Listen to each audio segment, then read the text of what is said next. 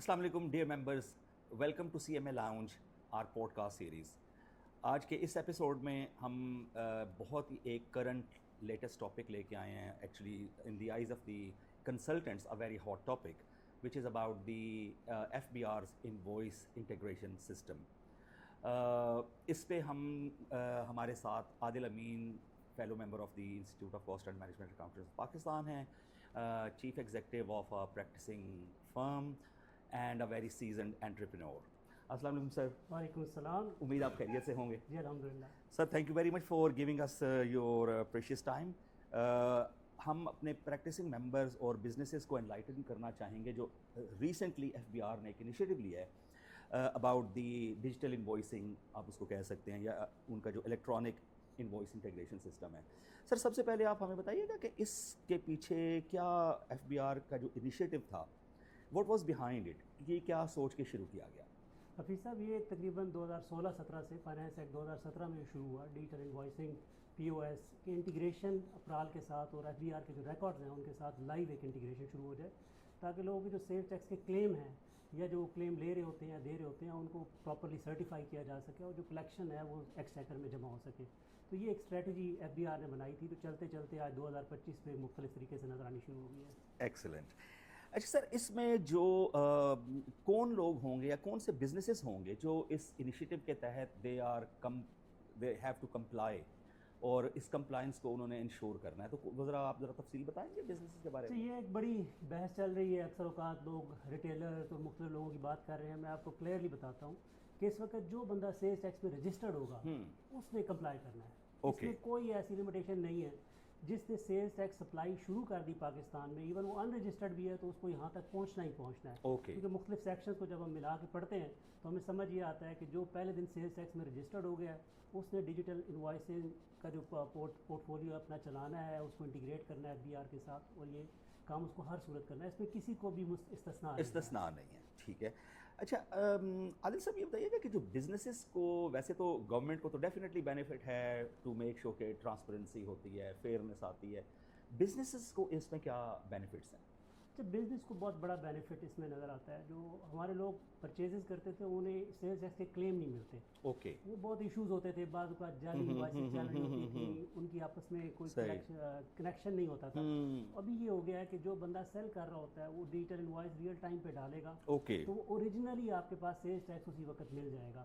تو یہ ایک بہت بڑا بینیفٹ ہے جو بزنس کے اندر لوگوں کو ملے گا۔ ٹھیک ہے، یہ تو بینیفٹس کی بات ہوئی، تو کیا اس کو جو کمپلائنس ہے وہ مینڈیٹری ہے سارے، جس طرح آپ نے ذکر کیا ہے؟ تو اب اگر کوئی اس میں نہیں آتا کسی بھی وجہ سے، لیک آف نالج یا وٹ ایور جو بھی ہے، اوائڈنس، تو اس کی کیا کوئی پینلٹیز وغیرہ بھی ایف بی آر نے رکھی ہیں؟ جی بالکل، لاء کا جیسے اصول ہے کہ لاء جب بن جاتا ہے تو پھر اس میں کوئی ایسی بات نہیں ہوتی کہ مجھے معلوم نہیں تھا۔ تو ہمارے تمام بزنس جو سیلز ٹیکس میں رجسٹر ہوں گے انہیں ہر صورت اس کے پریویو میں آنا ہی آنا ہے۔ ٹھیک ہے۔ اور اس کی جو پینلٹیز ہیں وہ بھی کافی ہیوی ہیں، وہ تقریباً 5 لاکھ سے شروع ہوتی ہیں اور 3 ملین تک جاتی ہیں۔ تو اس لیے یہ بہت امپورٹنٹ ہے کہ لوگ اس کی ویلیو کو سمجھیں کہ اس کو فوراً ہم نے کرنا ہے، اس میں انتظار نہیں کرنا لوگوں کے یہ کہ لوگ احتجاج کریں گے یہ ختم ہو جائے گا قانون، ایسا نہیں ہوتا۔ مطلب کہ ایون کہ جو چھوٹے ریٹیلرز ہیں ان کے لیے بھی ایسے ہی ہے؟ Sir it's a very simple, جب آپ جو قانون کو ہم جب پڑھتے ہیں نا، تو جو بندہ رجسٹرڈ ہو گیا اس نے انوائس انٹیگریشن کرنی ہے۔ پرفیکٹ۔ چھوٹا ہے بڑا ہے اس سے کوئی فرق نہیں پڑتا۔ اور سر اس کی جو کوئی اسٹارٹنگ ڈیٹ بھی ایف بی آر نے رکھی ہے کمپلائنس کی؟ یہ ایک پورا کا پورا جو پلان ہے وہ ایف بی آر نے دے دی ہے، جس میں 1 سپتمبر، 1 اکتوبر، 1 نومبر اور 1 دسمبر تک کی ڈیٹس دی ہوئی ہیں۔ جو ہمارے بڑی کمپنی جو پبلک کمپنیز ہیں اور جن کا 1 بلین سے جو ٹرن اوور ہے ہمارا زیادہ ہوگا، وہ تو فوراً سپتمبر میں رجسٹر ہو جائیں گے۔ اور جو 10 کروڑ سے بلین کے درمیان چل رہے ہوں گے ان کی جو رجسٹریشن ہے وہ اکتوبر میں ہوگی۔ پھر اسی طرح امپورٹرز ہیں وہ بھی کچھ اکتوبر نومبر کی ڈیٹس ہیں۔ پھر الٹیمیٹلی جو تمام رجسٹرڈ پرسن ہیں انہوں نے دسمبر 1 تک اپنے آپ کو انٹیگریٹ کرنا ہی کرنا ہے۔ بالکل ٹھیک ہو گیا۔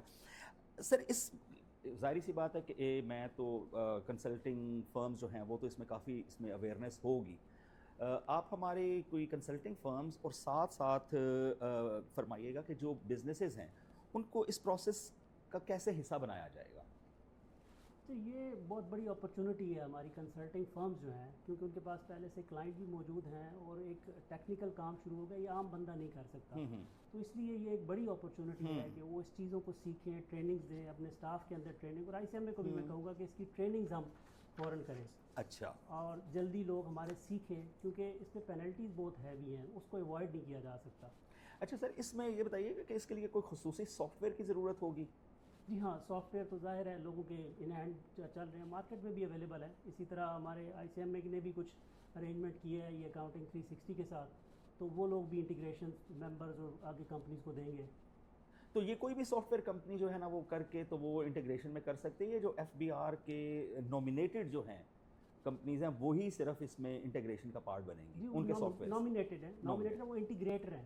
سافٹ ویئر کوئی بھی ہو سکتا ہے. ٹھیک ہے. مثلا پرال جو ہے وہ ایک لائسنسڈ انٹیگریٹر ہے. صحیح. تو وہ FBR کی ڈیٹا کے ساتھ کنیکٹیوٹی وغیرہ ساری وہ کریں گے، لیکن اس کے میتھڈالوجیز جو ہیں وہ عام بندہ بھی کر سکتا ہے. سر اس میں FBR بھی کوئی فیسیلیٹیٹ کر رہا ہے بزنسز کو؟ جی بہت زیادہ. ہیلپ لائن ان کی چل رہی ہے، ویڈیوز چل رہی ہوتی ہیں، ٹریننگ چل رہی ہوتی ہیں، یہ سارا سلسلہ FBR کی طرف سے چل رہا ہے. ٹھیک ہے.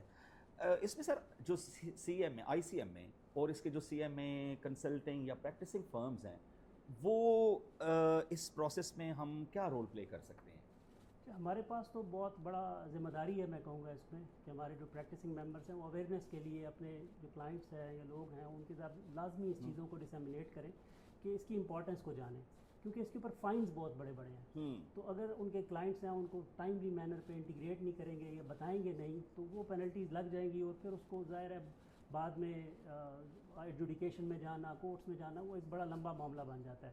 وہ پینلٹیز بھی تھوڑی نہیں ہیں، وہ 3 ملین تک کی پینلٹیز ہیں. تو اس طرح سے یہ اویئرنیس، ٹریننگ، یہ ساری چیزوں کو ہمیں لے کے چلنا چاہیے. بالکل صحیح ہے. ڈیئر ویورز، ایک بات میرے مائنڈ میں آ رہی تھی کہ اب ایک نیا انٹیگریشن سسٹم جو ہے نا وہ ایوولوشن کی طرف جا رہا ہے، امپلیمنٹ ہو چکا ہے. تو سر یہ بتائیے گا کہ آپ اگلے 1 year ڈاؤن دا لائن کیا چیلنجز دیکھتے ہیں کہ جو اس کے راہ میں کوئی رکاوٹ بن سکتی ہے یا کوئی ایسے ہرڈلز آ سکتی ہیں جن کو عبور کرنا یا ان کو منیمائز میٹیگیٹ کرنا جو ہے نا وہ زیادہ ضروری ہوگا؟ تو کوئی ذرا چیلنجز کے بارے میں تھوڑا سا بتا دیں. جی اس پہ تو ظاہر ہے ایک ہمارے پاس جو چیلنج آ رہا ہے وہ ٹریننگز کا تو بہت بڑا ہے، فقدان ہے کہ ہمارے لوگ اس چیز کو سمجھ رہے ہیں، اس کو سیکھ رہے ہیں.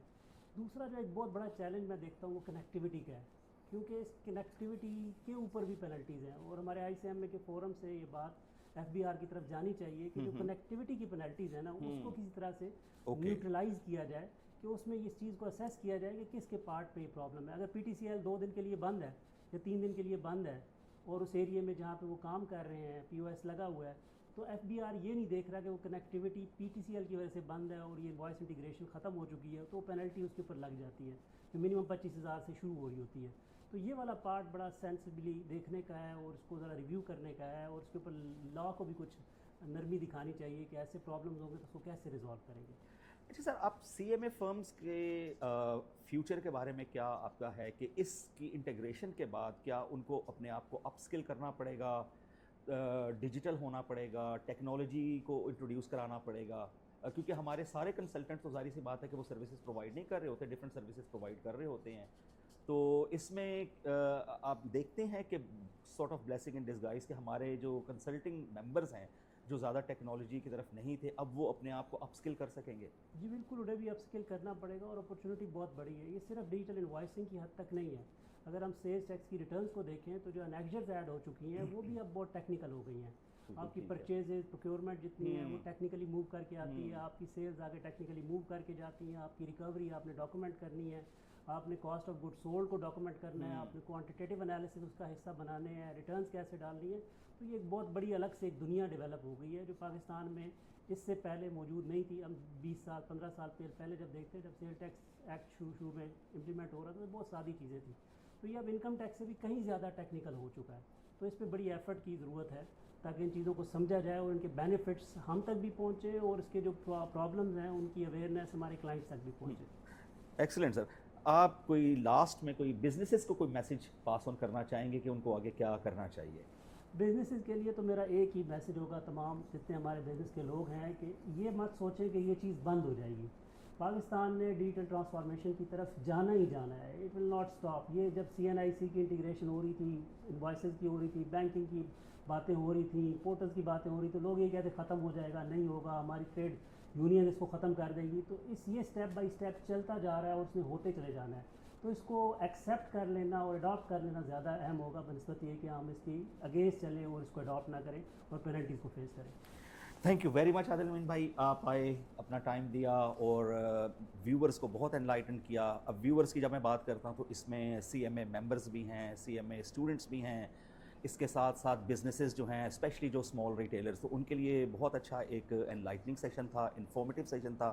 تو اسٹے ٹیونڈ ود اس, انشاءاللہ we'll be bringing you with more updates.